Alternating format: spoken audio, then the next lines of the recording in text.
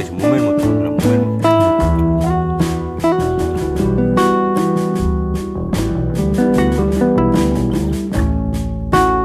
তো নমস্কার বন্ধুরা, আপনাদের সবাইকে স্বাগত জানাচ্ছি আমাদের নতুন একটা ভিডিওতে। আর আজকে আমরা অনেকের অনুরোধে বানাবো মাটন কষা। তো বন্ধুরা, উত্তরের সাথে থাকতে গেলে আপনাদের সবাইকে কিন্তু দেখতেই হবে উত্তরের সাথে। তো চলুন শুরু করা যায়। তো খাসির মাংস রান্নার জন্য আমি এখন কড়াইয়ে সরষের তেল দিয়ে দিব। একটু বেশি পরিমাণে সরষের তেলটা দিলাম।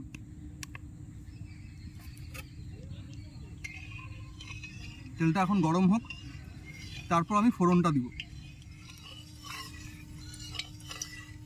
তো তেলটা আমার গরম হয়ে গেছে, এখন আমি ফোড়নটা দিয়ে দিব। তো আমি ফোড়নে দেওয়ার জন্য তেজপাতা, শুকনা লঙ্কা, দারচিনি আর এলাচ সাথে জিরা আমি ফোড়নে এটা দিয়ে দিচ্ছি।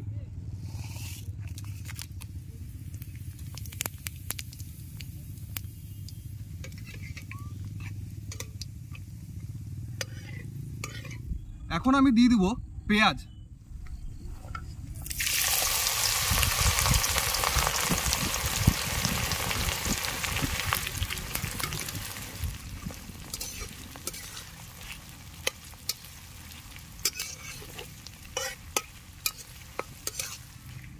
তো আমি আজকে 250 গ্রাম পেঁয়াজ নিয়ে নিছি, আর মাংস আমরা নিছি 500 গ্রাম।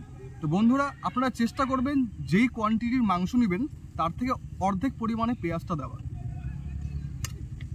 তাহলে মাংসটা সবসময় ভালো হবে। খাসির মাংসে একটু পেঁয়াজটা বেশি লাগে। তো আমরা পেঁয়াজটা এখন বাদামি বাদামি করে ভাজি নিই।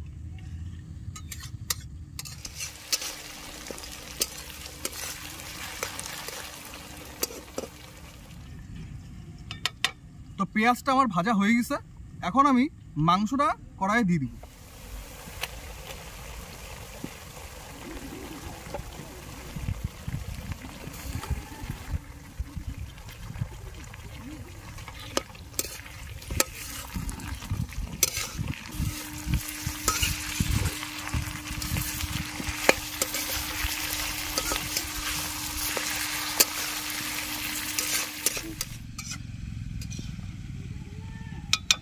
তো বন্ধুরা, খাসির মাংসটা আমি এখন পেঁয়াজের সাথে ভালোভাবে ভাজি নিব। আপনারা তো অনেকেই খাসির মাংস বাড়িতে বানায় খান, কিন্তু এইভাবে কোনোদিনও বানায় খাবেন, খুব ভালো লাগবে আশা করি। একটু অন্যরকম করে বানাচ্ছি আমি।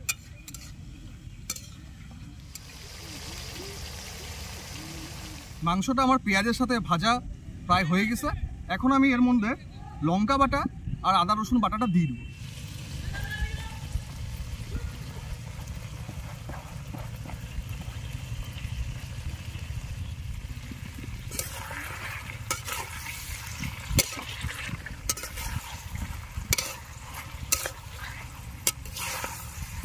এবার এটা ভালোভাবে নাড়ে নিয়ে কিছুক্ষণ এটাকেও আবার কষাবো।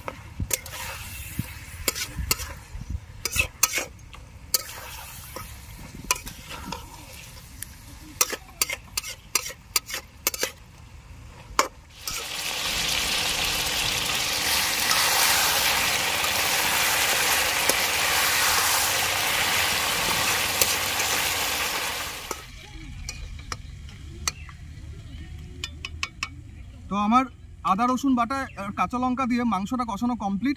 এখন আমি কিছু মশলা দিয়ে দিব। তো এখানে আছে ধনিয়ার গুঁড়া, জিরার গুঁড়া, কাশ্মীরি লঙ্কার গুঁড়া আর সামান্য হলুদ।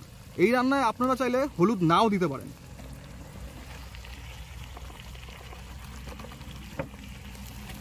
আর এখন আমি ব্যবহার করব লবণ। সামান্য লবণ দিয়ে দিলাম।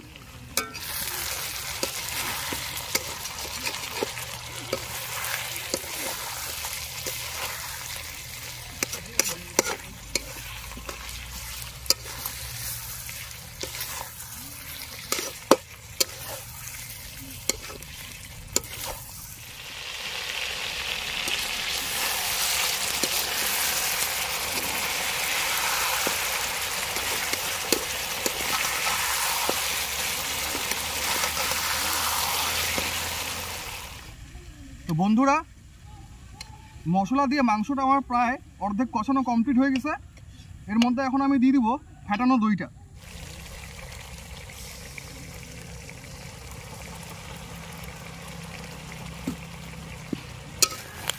এবার ভালোভাবে নাড়িয়ে নেব।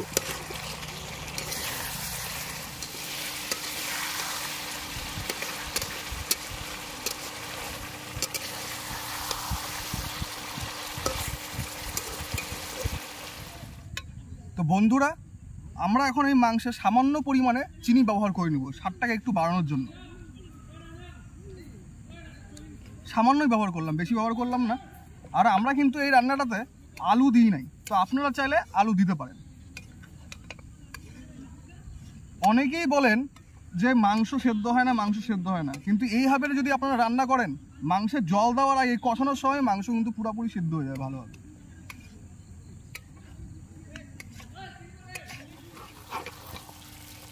তো দেখছেন বন্ধুরা কত সুন্দর রংটা আসছে।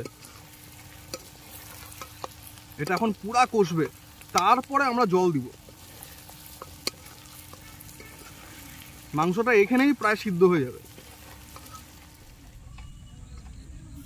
তো বন্ধুরা, আমার মাংস কষানোটা পুরাপুরি কমপ্লিট হয়ে গেছে। এখন আমি এর মধ্যে জল দিয়ে দিব।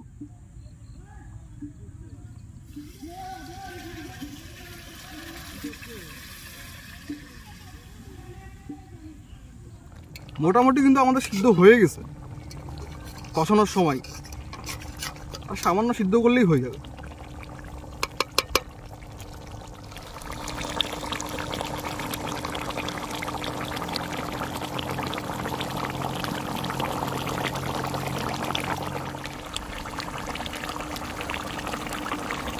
তো বন্ধুরা, আমার মাংসটা রান্না কমপ্লিট।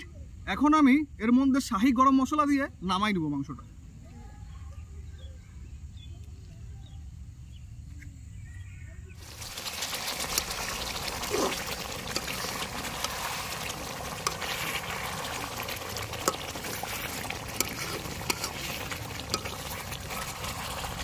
মাংসটা নামাই নিচ্ছি।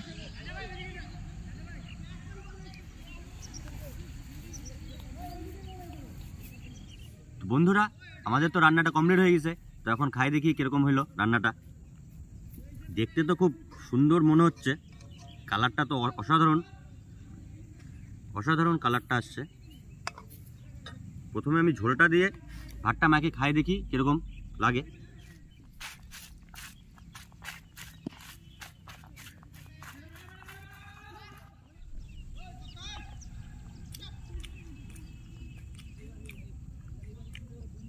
ঝোলটাতে তো বন্ধুরা অসাধারণ লাগতেছে, খেতে অসাধারণ। দেখেন বন্ধুরা, মাংসটা কতটা সফট হয়েছে, দেখেন হাড্ডির থেকে একদম খুলে যাচ্ছে, একদম দেখছেন একদম। তো এবার বন্ধুরা খাই দেখি মাংসটা কেমন হয়েছে।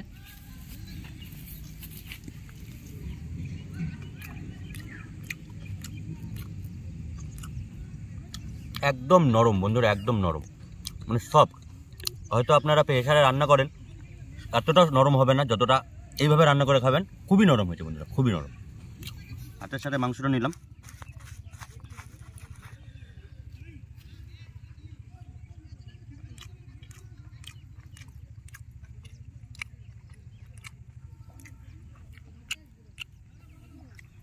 খুবই সুন্দর, অসাধারণ বন্ধুরা, অসাধারণ টেস্ট। আপনারা এইভাবে বাড়িতে বানিয়ে খাবেন, দেখবেন খুব ভালো লাগবে। খুব চর্বি চর্বি একদম একদম গলে গেছে, মোমের মতন বন্ধুরা, মোমের মতো। তো বন্ধুরা দেখেন, এটা হচ্ছে নাল্লি পিস, আর এটার ভিতরে যেটা আছে সেটা হচ্ছে মজ্জা। সেটা খেতে অসাধারণ লাগে বন্ধুরা, অসাধারণ। দেখেন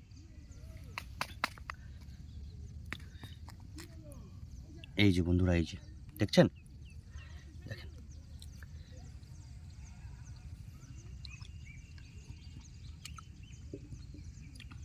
খুব টেস্ট, খুব। এবার বন্ধুরা আমি খাইনি, দেখা হচ্ছে আপনাদের সাথে কিছুক্ষণ বাদে।